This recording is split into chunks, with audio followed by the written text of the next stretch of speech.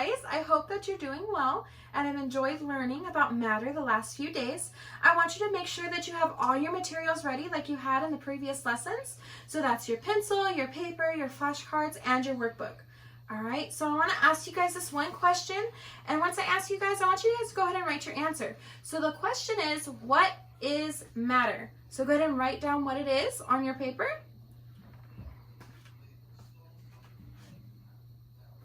All right, awesome.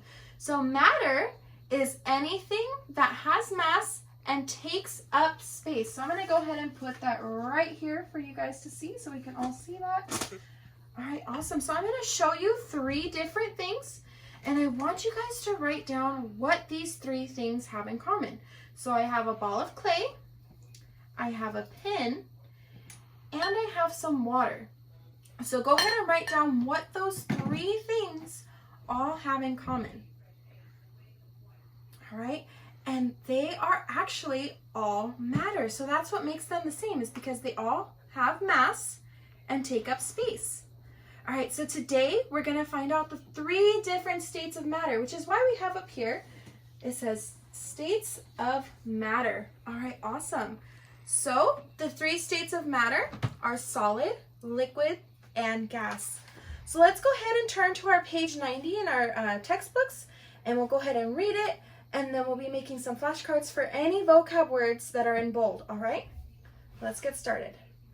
All right, states of matter. Matter can be a solid, a liquid, or a gas. These are called states of matter. Each state of matter has a certain property. Matter is grouped into states by these properties. Solids. Blocks, books, and baseballs are solid. A solid has a definite shape and volume. Let's go ahead and stop right there. Go ahead and get your flashcard, and on the front, go ahead and write solid. And once you have that written down, go ahead and turn it over and write solids, has a definite shape and volume. So that's what we're going to go ahead and put right here, because the solid is our first one that we're going to write up here. All right. A solid. All right, awesome. So let's go ahead and continue reading. You can put an apple inside a box, but the apple is still round. It does not change its shape to fit the shape of the box. It keeps its own shape. The volume of a solid also stays the same. Even when you cut the apple into pieces, all the pieces together have the same volume as the whole apple did. The apple's volume does not change. Some solids, such as glass and tables, are hard, but solids do not have to feel hard. A blanket and the fur of a cat or dog are also solids. All right, so I want to ask you guys a question. So if this ball of clay, if I were to cut it into pieces, do I have the same volume of clay? The answer is yes, because even though it is cut up and looks like it has more, we still have the same volume of clay that we had when we started. All right, awesome. So are all solids hard to touch? The answer to that is no. There's plenty of solids, like, I'm going to go ahead and write down some examples for you guys. Like blankets are solids, but they're not hard.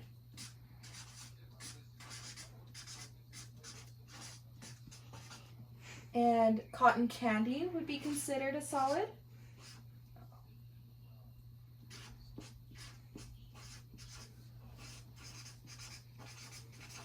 As well as clay, like we just had. All right, awesome. All right, so let's go ahead and go on to page 91, and we're going to read it. And like I said, once we hit another bolded word, that's our vocab word, we're going to go ahead and create another flashcard for that, all right? Liquids. Water, milk, and oil are types of liquids. A liquid has a definite volume, but not a definite shape. A liquid takes the shape of whatever container it is in. Milk in a tall, thin glass takes the shape of the glass. But if the milk is poured into a small, short, wide bowl, it changes shape. It takes the shape of the bowl. The volume of the milk does not change, but the shape of the milk does. A definite volume of a liquid can have different shapes. So let's go ahead and get our flashcard so we can get that vocab word, liquid. And liquid takes the shape of its container, all right? And it keeps its volume. So let's go ahead and put that over here. All right, awesome. So liquids take the shape of its container and has the same volume, all right? It keeps its volume. All right, so for example, this water, we have 1 cup of water, but if I were to pour it into this glass, it's the same amount of water. It may look different in a different glass, but we still have the same. So if I pour it back, we still have the same amount of water. All right. Awesome. So let's go ahead and go to page 92. All right. And as we read, I want you guys to think of this question as we continue reading. So it says, how is a gas different from a liquid? All right, so let's go ahead and continue reading. Gases. The air in your bicycle tire is a gas. The helium in a balloon is also a gas. A gas has no definite volume or shape. Like a liquid, a gas takes the shape of its container. The air in the tire takes the shape of the tire. If you pump air into a soccer ball, the air takes the shape. If you pump the same amount of air into a football, the air takes that shape. Gases are different from solids and liquids. A gas expands or stretches out. It takes the volume of its container.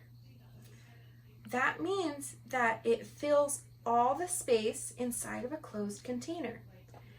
A gas keeps expanding until something stops it. That something may be any kind of container or closed space. A tied balloon and a bicycle tire are both examples of closed spaces. All right, so let's go ahead and get our other flashcard and write gas. And then once you flip it over, go ahead and write the definition of gas. And gas is anything that has no definite volume or shape. All right, and then I want you guys, do you guys think you can see gas? I know I can't see. When I breathe out, I can't see gas. All right, so let's go ahead and do our flashcard. So on one side, you're gonna go ahead and write gas, and then you're gonna flip it over, and you're gonna write anything that has no definite volume or shape. So let's go ahead and put that down on our board right here. All right, awesome.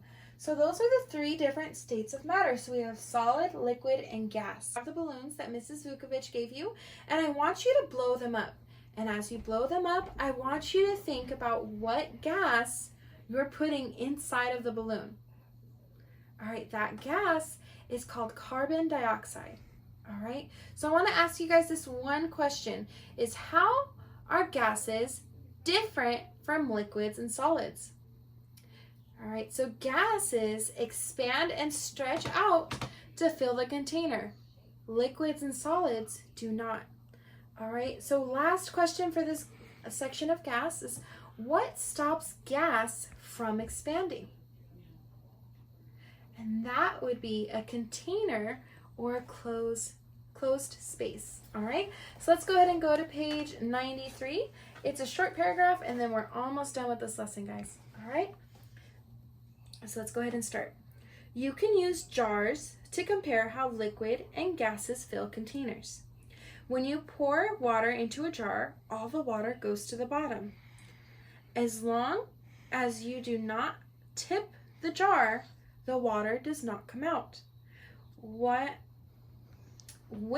you allow air to fill a jar, the air does not go to the bottom. Instead, the air fills the jar evenly. Without a lid on the jar, the air will expand and escape. So let's go ahead and answer this question. I have a question for you guys. So, what are the properties of gas?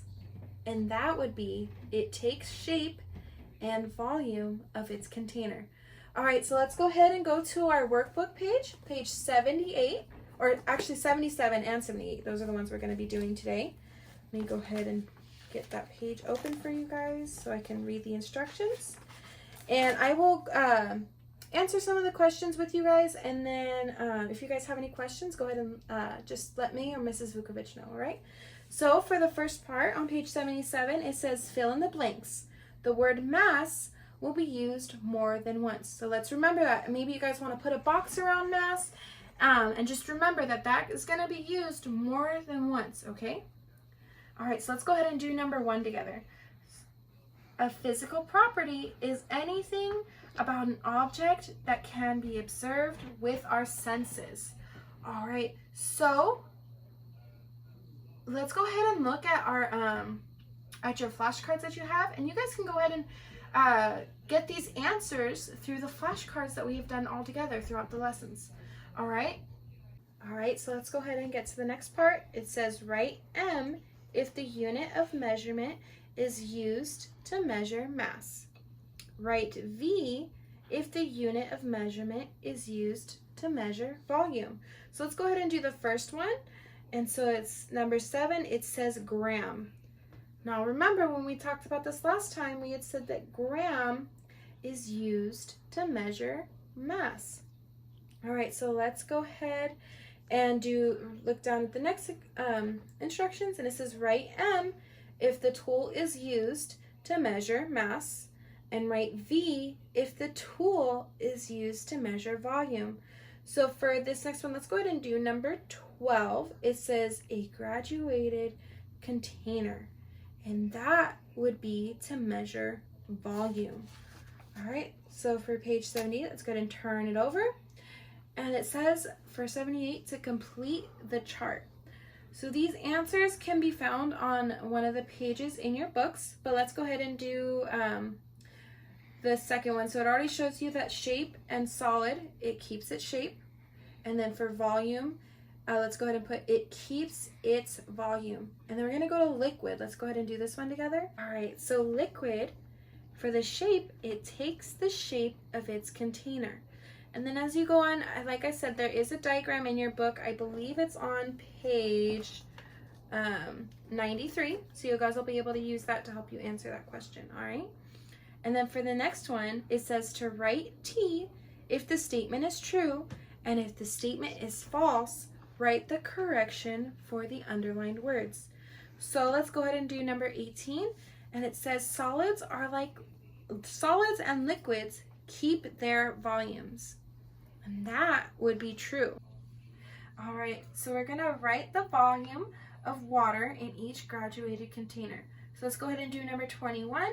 We'll go ahead and look at the numbers on the sides, and it looks like the water line is at 150. So go ahead and write 150, all right? Awesome. So once you complete these workbook pages, you're gonna go ahead and turn to your booklet, and those pages are gonna do pages 6 and 7. And once again, if you have any questions for me or Ms. Vukovic, please let us know, and we'd be happy to help you guys, all right? I hope you guys have a great rest of your day.